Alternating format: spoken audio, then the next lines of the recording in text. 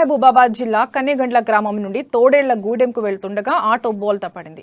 తోడేళ్ల గూడెంలోని ప్రభుత్వ పాఠశాలకు విద్యార్థులను తీసుకువెళ్తున్న ఆటో బోల్తా పడింది. దీంతో 15 మంది విద్యార్థులకు గాయాలయ్యాయి.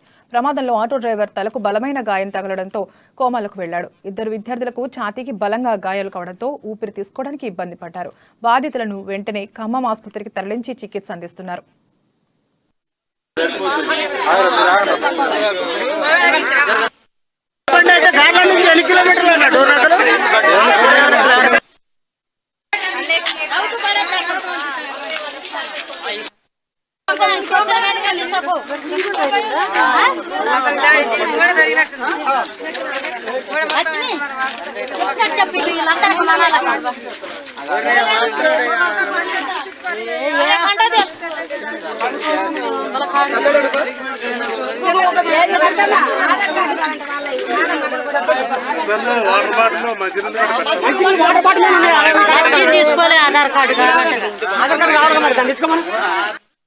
గవర్నమెంట్ స్కూలే, ప్రైవేట్ కాదు.